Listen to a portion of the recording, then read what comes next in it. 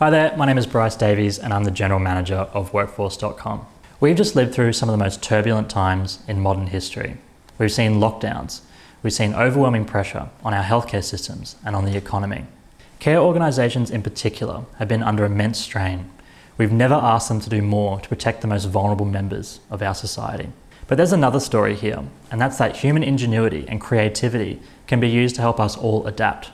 Now, what we've seen is that certain companies have kept their teams together. They've kept their finances in order and they've kept their customers happy. And that's made all the difference. What we call this is resilience, the ability of an organisation to bounce back from shocks and even thrive. Now, at Workforce.com, we work with thousands of clients around the world. We've identified a few core areas of resilience that they promote in their businesses to help them navigate this time. Today, we're going to break these down for you. We're going to be showing you how you can build a resilient workforce, and we're going to help you lead your team through whatever comes next. Now let's take a look at them. Okay, so what we're talking about today is building a resilient workforce. And what we did was we identified 4 pillars of resilience that our customers used to navigate their teams through this crisis and to bounce back. Now, one of the things we want to do is to break each of these down for you and give you something actionable that you can use today to improve your business. And these are around things like keeping communication lines open, ensuring safety on shift, promoting financial security, and demonstrating HR compliance. So let's get stuck into it. Okay, so the first one is keeping communication lines open. Now, what we did in preparation to this was to look into some of the guidance that was published by the Royal College of Physicians in their Improving Teams and Healthcare report.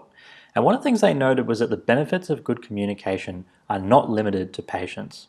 Now, this is great news for us because we're trying to protect our teams, secure our finances, as well as to provide high quality care for those who we serve. But they went on to say that effective communication improves job satisfaction, increases staff retention, and it facilitates a culture of support and trust.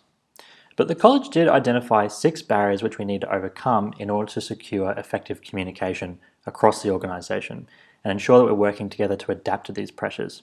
So we're going to look at how we can now get out ahead of this. Okay, so to start, what we did was to dig into some of the issues that our clients were experiencing, some of the things that they tried to turn this around, and some of the outcomes that they were looking for. Now, on the issues, what we found was that communication channels were being disrupted by lockdowns and volatile work patterns. What that meant was it was harder for employees to communicate with each other. Secondly, we found that disruption had led to information not flowing to the right person at the right time, as well as the information being corrupted in some places. As a result, teams were less able to adapt to challenging circumstances, and the safety and the effectiveness of the organisation was under threat. So some of the things that you can try here. So you can identify some of your mission critical communication channels and build some redundancy into these. Let's take payroll as an example. Paying staff correctly and on time is a mission critical task.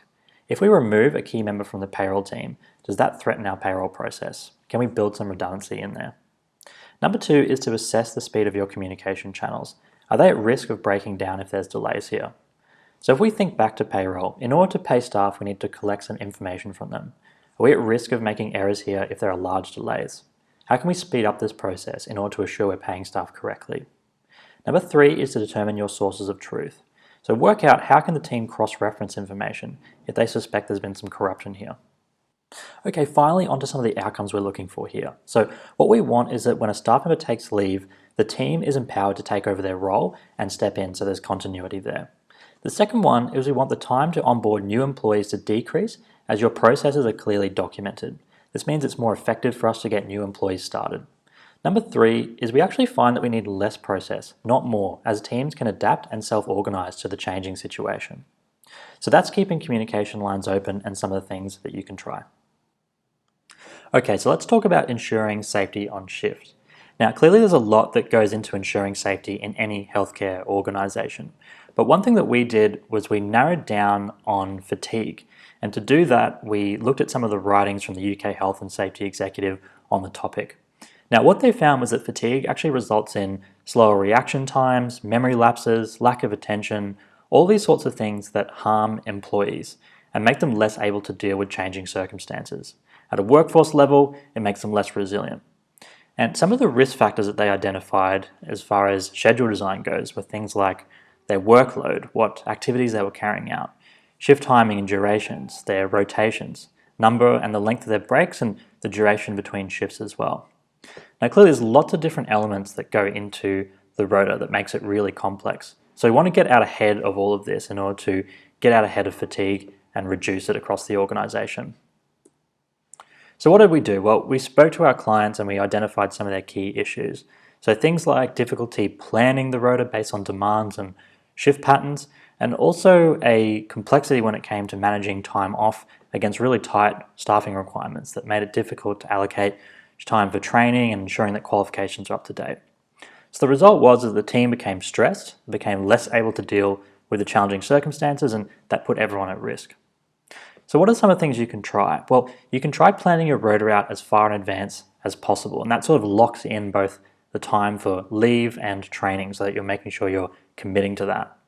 Of course, you can also monitor their annual leave balances and make sure you avoid that mad rush for leave, particularly at the end of the leave year if that falls over a holiday period.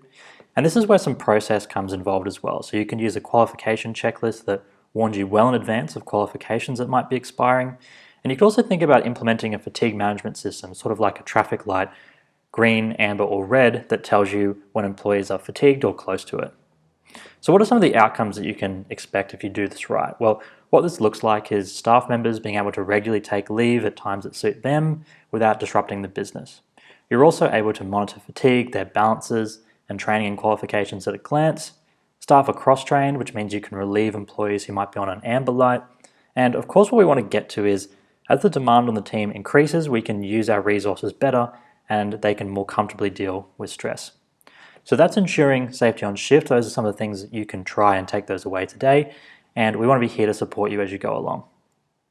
All right, let's take a look into promoting financial stability and how that's going to help you build a resilient workforce. To understand this one, we looked into the July 2019 briefing from Age UK. And what they were describing was that we've got a growing and an aging population. We've got individuals with increasingly complex care needs, and that was really driving up the unit costs for these businesses. Now, a survey of ADAS members found the majority of them believed that increases in the national living wage was the biggest driver in unit costs across the industry. So what we found was that labour was the biggest contributor to the cost base of the business. Against this backdrop, we found that investment in things like education and training had fallen over the last decade. And really what this amounted to was that businesses that were less financially stable and organisations that were less able to deal with a challenging and a changing environment. Those are the sort of things we want to turn around. Okay, so what were some of the issues that we found with our clients? Well, staff costs as well as demand were difficult to control and forecast. Labour was making up the majority of their expenses, and agency costs, overtime and allowances were driving that average hourly wage higher. Now the result of this was that the business was becoming less financially agile, investment in things like training was falling, and the team could sense that. They felt less secure, turnover increases, and we start to see a bit of a vicious cycle forming which we're trying to interrupt. Now, things you can try. Well, if your demand is variable, try to identify a few leading indicators you can use to predict demand into the future. The second one is scenario planning. So can we build a mock rota well in advance and cost it, using the base pay and the overtime rules of our current staff as well as future ones to more accurately predict cost.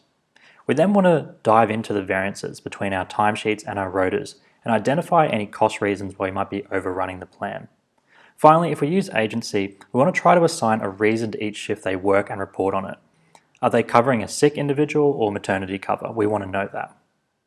Now, some outcomes. We want to see demand for our services increase and our labour percentage decrease. This means we're running a more efficient and a more effective care organisation. We also want to be tracking reasons for high agency or overtime use and have a plan that targets to address that and reduce it. Variance between the budget and the actual costs needs to be low or decreasing, and eventually we really want the business to get in a position where it feels financially secure and it can start increasing investment again in training, technology and facilities. So these are some of the things that we found that promotes financial stability. Okay, finally, let's talk about demonstrating HR compliance. Now, if you need any evidence that this is getting harder, we simply need to look into the most recent report from ACAS. ACAS is the Workplace Advisory Service, and what that report showed was that on a particular day in March, they had a spike of around 15,000 calls. That's 5 times their average daily call rate. And over the period more broadly, calls were up by as much as 50%.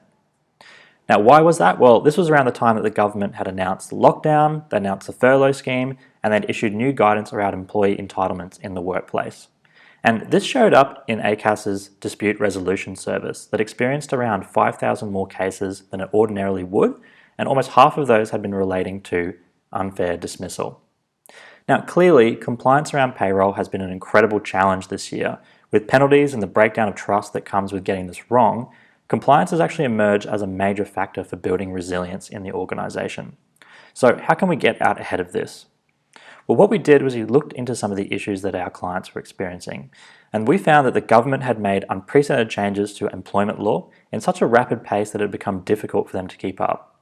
Demonstrating compliance with new and existing requirements had become really difficult to manage. And the result was those businesses were left exposed in the case of an audit, and they had to spend large amounts of time demonstrating compliance, which took time away from other activities they could be doing to improve their businesses. So what are some things that you can try and they did? Well, where possible, try to digitize your records so they can be collaborated on and audited remotely, particularly if you have people working from home or remote teams. Pay particular attention to legislation that affects payroll, such as the costing and the treatment of holiday leave. This impacts both your staff coverage and your finances. Also, promote compliance as a culture. It's not just one person's job. That will help the organisation stay aligned, and work with ACAS or a reputable HR advisor on a regular basis to assess any gaps. You may never be 100% compliant, but that's the goal that we're striving for. So what are some of the outcomes you can expect? Well, we want payroll and HR teams to know well in advance of changes to any HR laws that impact staffing and cost them into the budgeting process.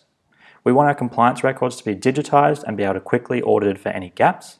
We want multiple team members to be responsible for fixing non-compliance, and we want to document those efforts. That forms part of your evidence as well. Finally, we want the time that we spend on compliance efforts to be low or decreasing, even as the rate of change increases. So those are some of the things that you can think about in terms of demonstrating HR compliance. Okay, so those are the 4 pillars that we found our clients lean on to help them bounce back from shocks. I'd like to know, which are you strongest in, and which do you feel you could take action on today to build more resiliency into your workforce? Let's look at some next steps. Resilience is something we can build into all of our businesses, and it's never too late to start.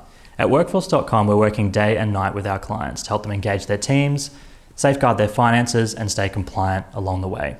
Now, to help you manage whatever the future holds, you can head on over to our website and take our self-assessment. There, you can measure your preparedness against our criteria and take a look at our cloud-based workforce management software, which makes rising to the challenge the default in your business. Thanks for listening, and I wish you every success.